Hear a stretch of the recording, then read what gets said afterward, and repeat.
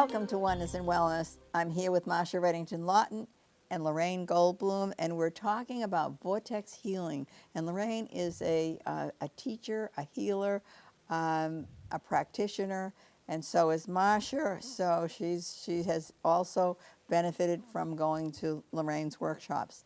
So we've been talking about heartbreak. Yeah. And we've been talking more about the romantic aspect of Right. heartbreak. Yeah. So we want to go, because there are different levels of heartbreak. So I'd first like you to tell our viewing audience a little bit about the issues. Right. Well, you know, what we're doing here is the issue series. So we're talking about different issues, things that keep us in separation, things that keep us out of the present moment on a physical, emotional, psychological level. And we talk about issues because we talk about healing. Vortex healing addresses where we are hurt, where we feel in isolation. So what we've been doing is we've been talking about different issues. And as we're going through the series, we're starting to observe how things begin to overlap, how, you know, issues are not so neatly categorized. You know, this is over here, or this, I only do this in my romantic relationships, or I only do this at work. How issues underlie everything, and they're interconnected and all of that. And we started talking about heartbreak. And yes, you know, the initial approach when I first started writing about it was heartbreak in terms of a romantic relationship. But we all know that heartbreak doesn't specifically, you know, it doesn't just apply to that. The heart can be broken in many different ways. Right. It's an issue that ties together a lot of other issues. Right. Yeah. And I think all people have experienced that heartbreak. So the question is, for me, is, so how do I move out of that? How do I give myself enough so that I'm not just, you know, thinking about whatever happened out there, but that I can, it's like I have a little statue up in my meditation space, and it's a figure, and there's a little figure that fits in this hole. If you take the figure out, there's this hole. So all of us have that hole that's there sometimes. Right. So how are we going to face that, and how are we going to change that and move forward? Well, I think the first thing, and this is why we're doing the issue series, is to recognize what happened. What is that hole, and how did it get there? In particular, for heartbreak, you know, heartbreak is when the heart is overwhelmed. You know, it's trying to process too many things at once. It's trying to process some kind of hurt or rejection or loss. You know, it's trying to, and it's just too much. It gets overwhelmed. It can't do it anymore, and it breaks. You know, that's sort of my definition of heartbreak. So in order to deal with that overwhelm, you kind of have to take a look at what's really going on. Where does that really land? If it leaves a hole in your heart, well, what is that hole about? Is that hole about the loss? Is it about the anger? Is it about the part of me that feels separate or in lack or rejected? You know, what is that about? And then bring love to it. Right. And then bring love to And it, then- in whatever form that love takes. For me, vortex healing is a huge, you know, expression of that love. Right, and I can remember seeing a movie recently too, and there was this character who'd lost all his life. He'd lost from Yeah. the time of being parented to his, you know, early school life, and then later on, and it was loss, and it was heartbreak. So he turned to drinking, Sure. because that, you know, kind of felt better, Sure. you know, and made him feel a little bit better. Yeah. So that's what he did. Yeah. He covered it up with the drinking. So I think there are negative ways to fill the hole. Oh, sure. But we want to move to the positive Right, ways. right. Well, And vortex healing is what we're talking about today. right. I mean, any addiction is a way to try to avoid our pain, avoid or manage our pain. You know, in Chinese medicine, the lungs often hold, you know, they're described as holding unprocessed grief or sadness. So when one gives up smoking, right, not only do they have to give up, they have to deal with the physical addiction, but all of that suppressed sadness tends to come out. That's what makes it difficult. And I think all of our addictions are a way of trying to manage some kind of pain. And we're all in pain. So how do you deal with it in a positive way? You have to see it. There has to be some space in there. And we talked about how our issues create identity. And you have to recognize that it's something that's going on in the system. It's happening to you. It's your experience. And that experience is always valid. But it's not the truth of what you are. What you really are is greater than that. You know, we are an expression of love. We are an expression of divine love. And for whatever reason, divine love has a play where it goes into this game of being an individual and being hurt and hurting each other. That seems to be the dance that we play in. And so this is where we live.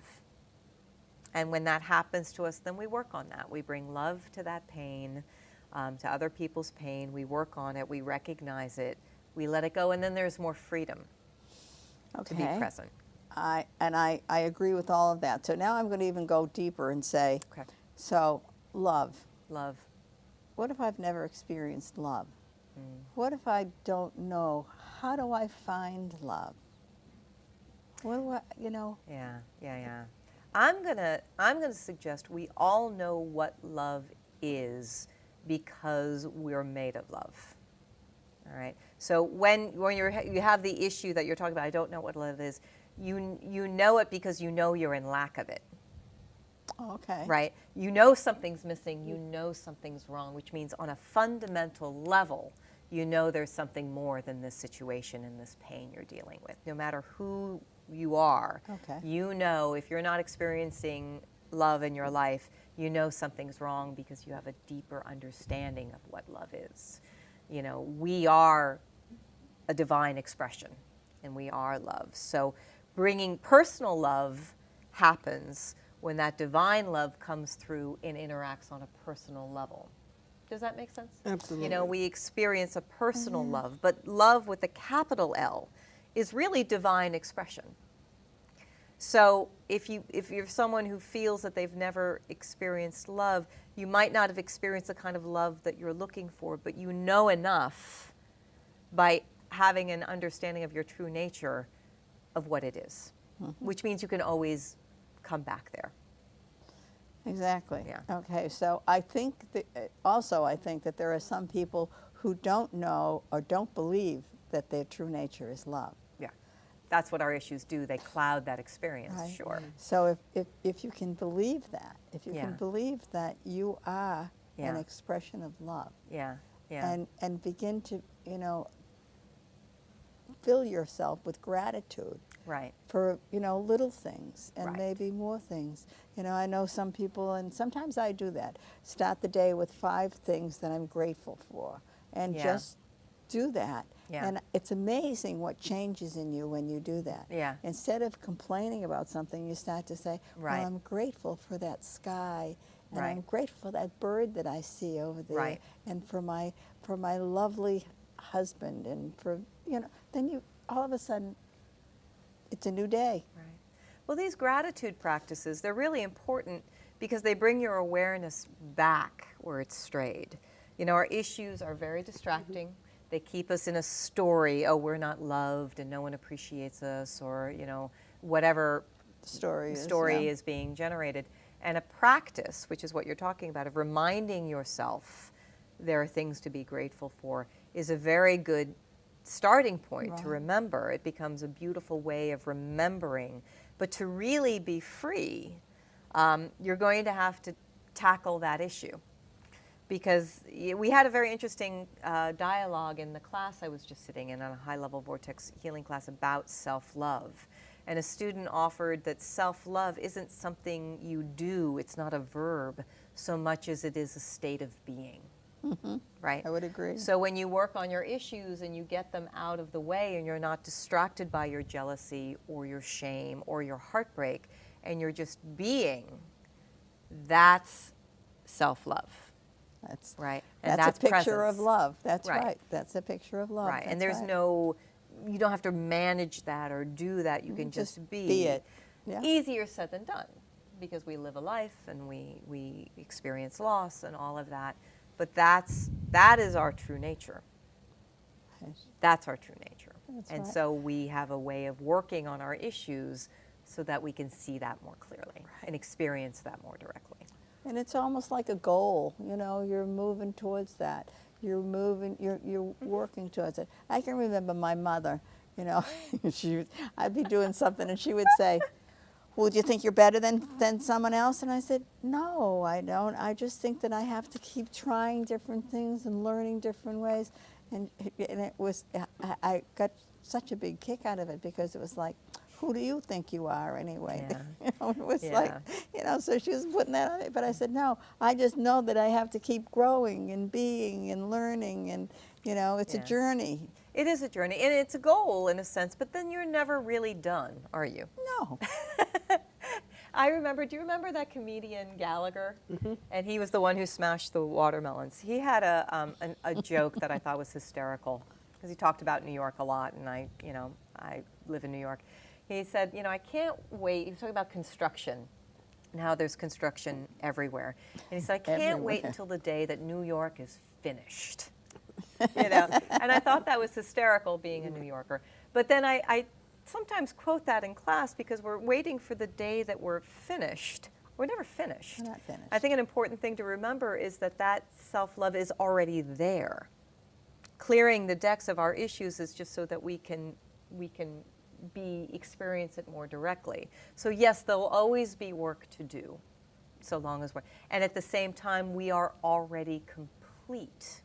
We are already whole. We are already in integrity. And remembering that. Just pulling the blinders off. Knowing one that layer at a time, is the like self-love. Yeah. Yes. Knowing that, and that at the end of the day is where we all go. And that's the awakening as well. And I like that idea of awakening. Yeah. You know, so I'm awakening, you know, and that's kind of a positive way of looking at yourself. That I've gained a freedom to perceive and understand the world differently. It's again, freedom. It is It's a freedom, gift. and awakening, the idea is that you've woken up out of a dream. And that's what our issues are. It's like you have this experience of being in separation, and it's dramatic, and it's juicy, and it's heartbreaking, and it's all of that. But then you realize, yes, all of that was happening, but that's not what I really am. It's like, and I've talked about this before, it's like you go to sleep tonight and you have a dream that you're a kangaroo. And it's a very real dream, it's very dramatic, and you have the predator who's chasing you, and you have whatever's going on, and then you wake up, right? It's not that you were kangaroo and then were magically transformed into who you are now, it's that you had a dream that you were a kangaroo. So we awaken out of our issues. We have this experience that we are anxious, that we are angry, that we are, and the conditioning is real, but the experience of self is not. And when we awaken, we let go of that. Even though that stuff may be still going on, we know that that's not the truth of what we are. So that's where that word always comes back. That word awakening is awakening out of the illusion of what you thought you were. And what we think we are our issues and the identities that get created. But to awaken out of that and have a deeper realization. So something's going around in my brain, and I'm thinking about therapists. Are therapists trained in vortex healing? Not necessarily, although we do have a number of therapists in vortex healing. That's good. But good therapy is going to bring your awareness into issues. And But that's how- always useful. But you how the issues are dealt with is a whole other story. How they are. But once you have your awareness into something and you can label it, then again that brings a little space in there. Right. I don't think we can talk ourselves out of our issues. It's like making the bed when you're in it. You can't just sort of, that'll get you to a certain place. And sometimes, the personality needs therapy to function. If I Right. have someone that I think really could benefit from that, I will absolutely, suggest that they do that. And I probably, to be honest with you, would have benefited at certain periods of my life if I had gotten some therapy for myself. It just wasn't my framework. Right. So it's very useful, but then the step beyond that is to recognize that you're not those issues. Go ahead. I'd like to say a word about love. Yes. Because sometimes that's really hard to relate to when you're not feeling it Yeah. or you haven't experienced it a lot in life. And just on a physiological level, anytime we experience love, it strengthens our DNA.